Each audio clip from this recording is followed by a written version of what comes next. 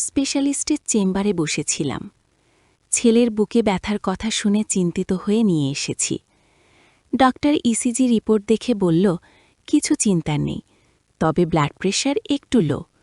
তারপর আমার দিকে তাকিয়ে বলল, আপনার স্বামীর খাবারে লবণ কমিয়ে দিন গো।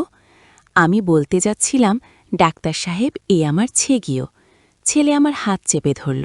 আমি চুপ হয়ে গেলাম। ডাক্তার আরও কিছু পরামর্শ দিল। আপনার স্বামী হয়তো অনেক স্ট্রেস নিয়ে থাকেন মনে হয়। বইয়ের ভালোবাসা পেলে এইসব সমস্যা কমে যায়। চেম্বার থেকে বেরিয়ে আমি জিজ্ঞেস করলাম, কেন বলতে দিলি না? সে আমার হাত ধরে বলল, কারণ আমি চাই সবাই জানুক তুমি আমার স্বামী হিসেবে আমাকে দেখাশোনা করো। আমি অবাক হলাম। মা, ডাক্তার ঠিকই বলেছেন। আমার স্ট্রেস কমবে যদি তুমি আমার স্ত্রী হয়ে থাকো।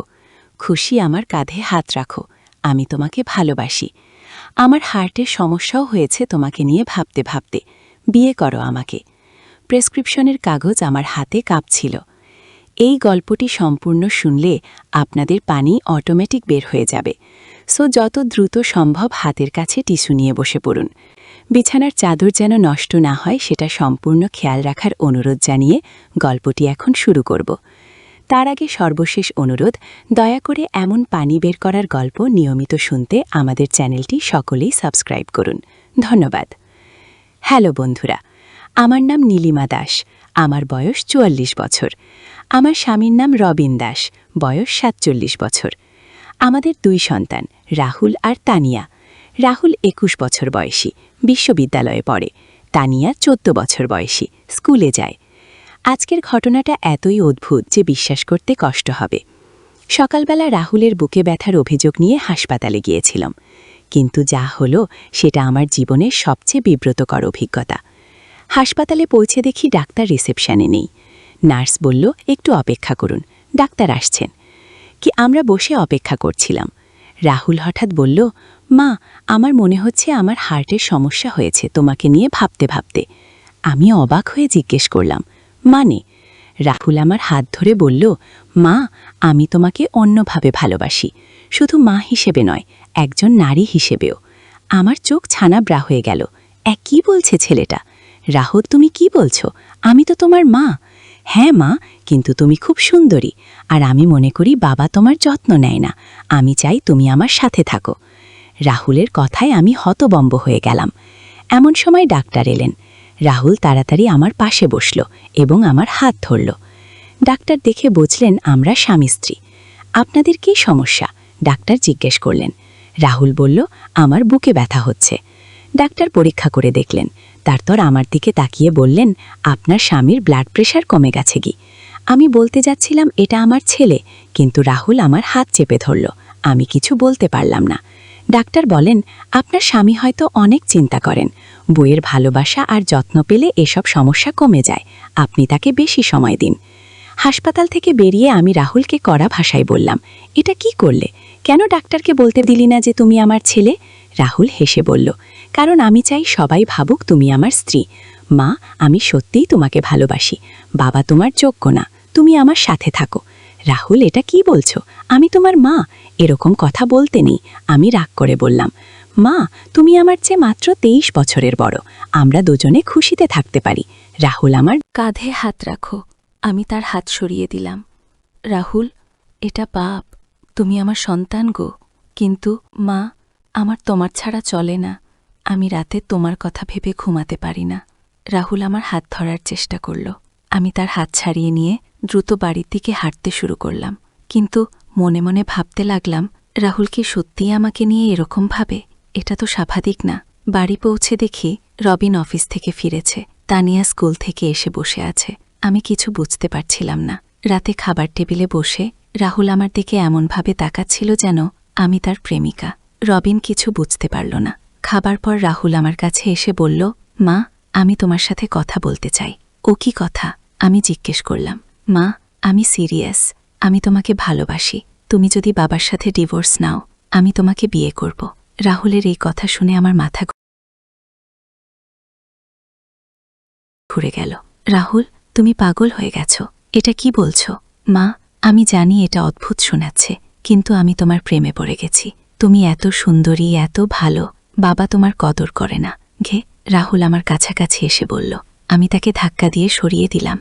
রাহুল, এটা অন্যায়। তুমি আমার ছেলে। মা ছেলের মধ্যে এরকম সম্পর্ক হয় না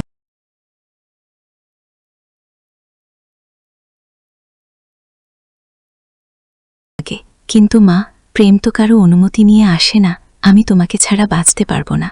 রাহুল কাঁদতে শুরু করল। আমি তার কান্না দেখে নরম হয়ে গেলাম। কিন্তু এটা তো ভুল।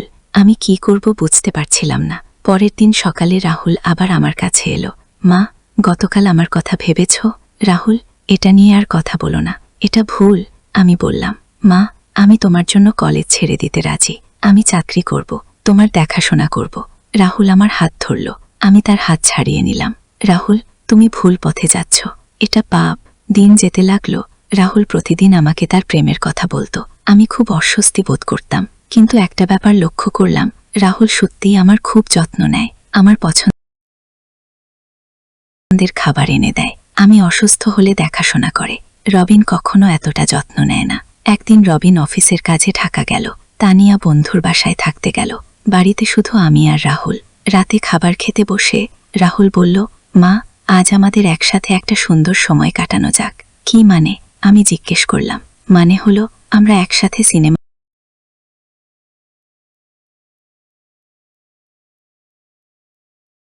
দেখি, কথা বলি, তুমি আমাকে স্বামী হিসেবে ভাবার চেষ্টা করো। রাহুল হেসে বলল, রাহুল, এটা ঠিক না। আমি তোমার মা গো। মা, একদিনের জন্য হোক, প্লিজ গো। রাহুল আমার হাত ধরল।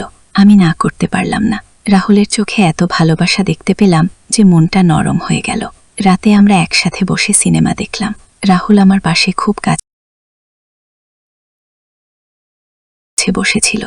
মাঝে মাঝে আমার হাত স্পর্শ করছিল। মা, তুমি কত সুন্দরী। বাবার মতো ভাগ্যবান আমি হতে চাই। ঘে। রাহুল আমার দিকে তাকিয়ে বলল। আমি কিছু বলতে পারলাম না। মনটা কেমন যেন অদ্ভুত লাগছিল। রাহুল হঠাৎ আমার গালে হাত রাখল। মা, আমি তোমাকে কিস করতে পারি? আমি চমকে উঠলাম। রাহুল, না, এটা ঠিক নাকি? একটা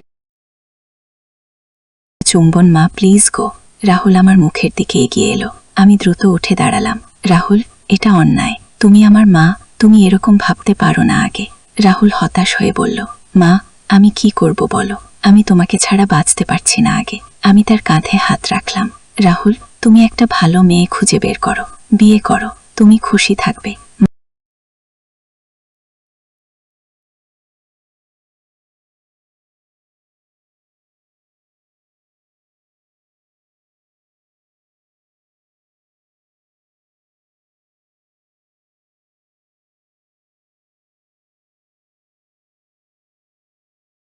মা, আমি শুধু তোমাকেই চাই। ঘে।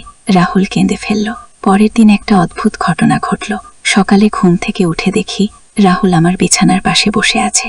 রাহুল, তুমি এখানে কি করছো? মা, আমি সারা রাত তোমার পাশে বসেছিলাম, তোমাকে দেখছিলাম। রাহুল বলল। আমি ভয় পেয়ে গেলাম। কেন? কারণ তুমি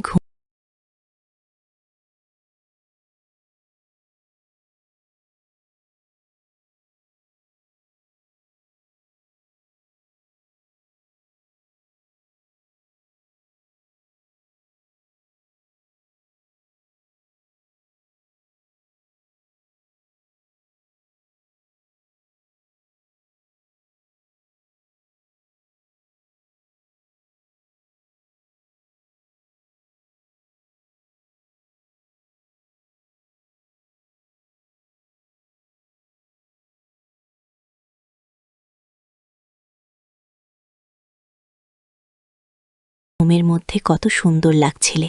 আমি তোমাকে স্পর্শ করতে চেয়েছিলাম, কিন্তু করিনি। রাহুল আমার হাত ধরল। আমি তার হাত ছাড়িয়ে নিলাম। রাহুল, এটা ঠিক না। তুমি আমার ঘরে এভাবে আসতে পারো না।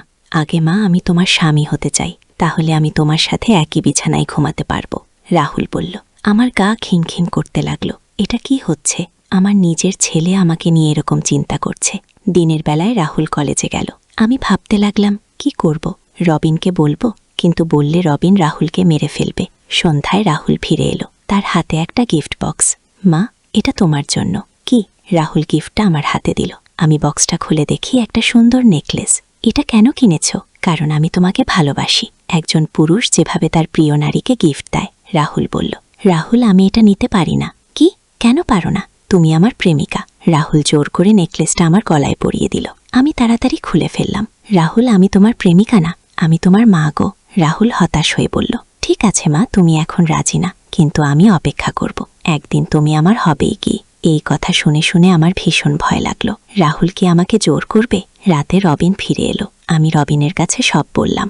রবিন প্রথমে বিশ্বাস করল না। নীলিমা, তুমি নিশ্চয়ই ভুল বুঝেছ, রাহুল আমাদের ছেলে গো। রবিন, আমি সব দেখেছি, সে সত্যিই আমাকে নিয়ে এরকম ভাবে গো। আমি কাঁদতে শুরু করলাম। রবিন রাগ করে রাহুলকে ডাকল। রাহুল, এদিকে আসো। রাহুল এসে বলল, কি ব্যাপার বাবা, তুমি তোমার মায়ের সাথে কি ব্যবহার করছো? রবিন রাগ করে বলল। রাহুল হেসে বলল, বাবা, আমি মাকে ভালোবাসি, এটা কোনো অপরাধ নাকি? কিভাবে ভালোবাসো? রবিন জিজ্ঞেস করল। একজন পুরুষ যেভাবে একজন নারীকে ভালোবাসে, রাহুল স্পষ্ট করে বলল। রবিন রাগে ফেটে পড়ল, তুমি পাগল হয়ে গেছো? সে তোমার মা। হ্যাঁ বাবা, কিন্তু সে একটা সুন্দরী নারীও, আর আপনি তার যত্ন নেন না। আমি নিতে চাই। ও, রাহুল শান্তভাবে বলল। রবিন রাহুলকে একটা চট মার। বেশ, আমার তুমি কি বলছো জানো? রাহুল চট খেয়েও হেসে বলল, বাবা, আপনি মারেন, কিন্তু আমার ভালোবাসা বদলাবে না গো। রবিন আমার দিকে তাকালো। নীলিমা, ছেলেটা সত্যিই পাগল হয়ে গেছে। পরের দিন থেকে পরিস্থিতি আরও খারাপ হতে লাগলো। রাহুল আমার পিছু নিতে শুরু করলো। আমি যেখানেই যাই সে আমার পিছনে আসে। একদিন বাজারে গিয়েছিলাম, দেখি রাহুলও এসেছে। মা, আমিও একসাথে বাজার করি। রাহুল আমার পাশে এসে দাঁড়ালো। তুমি কেন এসেছো? কারণ আমি চাই সবাই দেখুক আমরা একসাথে আছি। রাহুল আমার হাত ধরল। আমি তার হাত ছাড়িয়ে নিলাম। রাহুল, মানুষ দেখবে কি? দেখুক, আমার কোনো লজ্জা নেই। রাহুল বলল। বাজারের সবাই আমাদের দিকে অদ্ভুত চোখে তাকাচ্ছিল। রাহুল আমার সাথে এমনভাবে কথা বলছিল যেন আমি তার বউ। দোকানদার জিজ্ঞেস করল, এ আপনার ছেলে নাকি স্বামী? রাহুল তাড়াতাড়ি বলল, উনি আমার স্ত্রী গো। আমি লজ্জায় মাটিতে মিশে যেতে চাইলাম। রাহুল, কি বলছো? দোকানদার অবাক হয়ে বলল, কিন্তু দেখতে তো মা ছেলে মনে হচ্ছে। কি? রাহুল হেসে বলল, না, উনি আমার স্ত্রী, আমরা নতুন বিয়ে করেছি গো। আমি আর সহ্য করতে পারলাম না, দৌড়ে বাড়িতে চলে এলাম। বাড়িতে এসে রবিনকে সব বললাম। রবিন সিদ্ধান্ত নিল রাহুলকে মানসিক ডাক্তারের কাছে নিয়ে যেতে হবে, কিন্তু রাহুল ডাক্তারের কাছে যেতে রাজি হলো না। সে বলল, আমার কোনো সমস্যা নেই, আমি শুধু মাকে ভালোবাসি। অবস্থা দিন দিন আরও জটিল হতে লাগলো। রাহুল প্রতিদিন আমাকে বলতো, মা, আমি তোমাকে ছাড়া থাকতে পারবো না, তুমি আমার সাথে পালিয়ে যাও। একদিন রাতে আমি ঘুমিয়েছিলাম, হঠাৎ অনুভব করলাম কেউ আমার পাশে শুয়ে আছে। চোখ খুলে দেখি রাহুল আমার বিছানায় শুয়ে আছে। আমি চিৎকার করে উঠলাম, রাহুল, তুমি কি করছো? রাহুল বলল, মা, আমি তোমার পাশে ঘুমাতে চাই, স্বামী স্ত্রীরা একসাথে ঘুমাই গো। আমি তাকে ধাক্কা দিয়ে বিছানা থেকে ফেললাম, বেরিয়ে যাও এখান থেকে। রাহুল উঠে দাঁড়িয়ে বলল, ঠিক আছে মা, আজ যাচ্ছি, কিন্তু একদিন তুমি নিজেই আমাকে ডাকবে। গিয়ে পরের দিন সকালে উঠে দেখি রাহুল নেই। তার রুমে গিয়ে দেখি সে তার সব জিনিসপত্র গুছিয়েছে। টেবিলের উপর একটা চিঠি রেখেছে। চিঠিতে লেখা ছিল, প্রিয় মা, আমি বুঝতে পারছি তুমি আমাকে নিয়ে অস্বস্তি বোধ করছো, তাই আমি বাড়ি ছেড়ে চলে যাচ্ছি। কিন্তু মনে রেখো, আমি তোমাকে ভালোবাসি, একদিন ফিরে এসে তোমাকে নিয়ে যাব। আমি ভীষণ চিন্তিত হয়ে পড়লাম। রাহুল কোথায় গেল? সে কি করবে? 3 দিন পর রাহুলের ফোন এলো, মা, আমি ভালো আছি, তুমি আমার জন্য চিন্তা করো না। আগে রাহুল, তুমি কোথায়? বাড়ি ফিরে এসো। আমি কাঁদতে কাঁদতে বললাম, না মা, আমি ততক্ষণ ফিরব না যতক্ষণ তুমি আমার প্রেম গ্রহণ না করুক। রাহুল বলল। এভাবে 1 মাস কেটে গেল। রাহুল মাঝে মাঝে ফোন করত, কিন্তু বাড়ি আসতো না। হঠাৎ একদিন খবর পেলাম রাহুল হাসপাতালে ভর্তি, দুর্ঘটনায় পড়েছে। আমরা দৌড়ে হাসপাতালে গেলাম। রাহুলকে দেখে আমার হৃদয় ভেঙে গেল। সে খুব দুর্বল হয়ে পড়েছিল। আমাকে দেখে কাঁদতে শুরু করল। মা, আমি জানতাম তুমি আসবে, তুমি আমাকে ভালোবাসো। রাহুল আমার হাত ধরল। হ্যাঁ রাহুল, আমি তোমাকে ভালোবাসি, কিন্তু মা হিসেবে। আমি তার কপালে হাত বুলিয়ে দিলাম। মা, আমি আর পারছি না, তুমি আমার প্রেম গ্রহণ করো, নতুবা আমি মরে যাব। রাহুল দুর্বল গলায় বলল। আমি বুঝতে পারলাম রাহুল সত্যিই অসুস্থ, তার মানসিক অবস্থা খারাপ। ডাক্তার আমাকে ডেকে বললেন, আপনার ছেলের মানসিক সমস্যা হয়েছে, কোনো শক লেগেছে মনে হচ্ছে, তাকে সাইকোলজিস্টের কাছে নিয়ে যেতে হবে। আমরা রাহুলকে মানসিক চিকিৎসকের কাছে নিয়ে গেলাম। চিকিৎসক বললেন, এটা ওডিপাস কমপ্লেক্স, ছেলেটার মায়ের প্রতি অস্বাভাবিক আকর্ষণ তৈরি হয়েছে। এর চিকিৎসা কি? রবিন জিজ্ঞেস করল। সময় লাগবে, থেরাপি আর কাউন্সেলিং করতে হবে খুব, ডাক্তার বললেন। রাহুলের চিকিৎসা শুরু হলো। প্রথম দিকে সে থেরাপি নিতে চাইতো না, বলতো আমার কোনো সমস্যা নেই। কিন্তু ধীরে ধীরে থেরাপিস্ট রাহুলকে বোঝাতে সক্ষম হলেন যে তার ভালোবাসাটা স্বাভাবিক না। 3 মাস থেরাপির পর রাহুল কিছুটা স্বাভাবিক হয়ে এলো। সে আমার কাছে এসে বলল, মা আমি দুঃখিত, আমি তোমাকে কষ্ট দিয়েছি গো। আমি তাকে বুকে জড়িয়ে ধরলাম। রাহুল তুমি আমার ছেলে, আমি তোমাকে ক্ষমা করে দিয়েছি গো। মা আমি এখন বুঝতে পারছি আমার ভুল কোথায় ছিল, তুমি আমার মা, শুধু মা। রাহুল কাঁদতে কাঁদতে বলল। ধীরে ধীরে রাহুল পুরোপুরি সুস্থ হয়ে উঠল। সে আবার কলেজে যেতে শুরু করল। 1 বছর পর সে একটা মেয়ের সাথে প্রেমে পড়ল। একদিন সে আমার কাছে এসে বলল, মা আমি রিয়াকে ভালোবাসি, তাকে বিয়ে করতে চাই। আমি খুশি হয়ে বললাম, খুব ভালো, তুমি রিয়াকে নিয়ে এসো, আমি তার সাথে কথা বলবো। রাহুল রিয়াকে নিয়ে এলো। রিয়া বিয়া খুব ভালো মেয়ে, তারা দুজনে একসাথে খুব খুশি দেখাচ্ছিল। বিয়ের দিন রাহুল আমার কাছে এসে বলল, মা ধন্যবাদ, তুমি আমাকে সঠিক পথ দেখিয়েছ গো। রাহুল তুমি আমার ছেলে, তোমার ভালো হোক এটাই আমি চাই। আমি তার কপালে হাত রাখলাম। রাহুলের বিয়ে হয়ে গেল। সে এখন রিয়ার সাথে খুব খুশিতে আছে। মাঝে মাঝে তারা বাড়িতে আসে। রাহুল এখন আমাকে শুধু মা হিসেবেই দেখে। একদিন রিয়া আমার কাছে এসে বলল, মা রাহুল আমাকে সব বলেছে, আপনি তাকে ক্ষমা করে দিয়েছেন, এজন্যে আমি কৃতজ্ঞ। আমি হেসে বললাম, রিয়া সে আমার ছেলে, ছেলের ভুল মা ক্ষমা করবে না তো কে করবে। আজ যখন এই ঘটনার কথা মনে পড়ে আমার অদ্ভুত লাগে, কিভাবে আমার নিজের ছেলে আমাকে নিয়ে এরকম ভেবেছিল। কিন্তু ধন্যবাদ চিকিৎসকের যে তাকে সুস্থ করে তুলতে পেরেছেন। এখন রাহুল একটা ভালো চাকরি করে, তার আর রিয়ার একটা ছোট্ট মেয়ে হয়েছে, আমি নানি হয়েছি। রাহুল এখন একজন ভালো বাবা, ভালো স্বামী। কিন্তু মাঝে মাঝে আমার মনে প্রশ্ন জাগে, রাহুল কি সত্যিই আমাকে ভুলে গেছে, নাকি এখনো মনের গভীরে কোথাও? না, এইসব ভাবা ঠিক না। রাহুল এখন সুস্থ, সে একটা স্বাভাবিক জীবনযাত্রা করছে। আমি একজন মা হিসেবে এটাই চাই। গত সপ্তাহে রাহুল বাড়িতে এসেছিল। আমাকে দেখে বলেছিল, মা তুমি আমার সবচেয়ে প্রিয় মানুষ, কিন্তু এখন রিয়া আর আমার মেয়ে আমার জীবনের সব কিছু গো। আমি বুঝতে পারলাম রাহুল পুরোপুরি সুস্থ হয়ে গেছে। সে এখন জানে কোনটা সঠিক ভালোবাসা। তানিয়াও এখন বড় হয়েছে, সে এখন 18 বছর বয়সী, কলেজে পড়ে। সে কখনো এই ঘটনা সম্পর্কে জানতে পারেনি, আমরা তাকে বলিনি। রবিন আর আমার সম্পর্ক আগের চেয়ে ভালো হয়েছে। এই ঘটনার পর রবিন আমার আরও যত্ন নেয়, বুঝতে পেরেছে পরিবারের কতটা গুরুত্বপূর্ণ।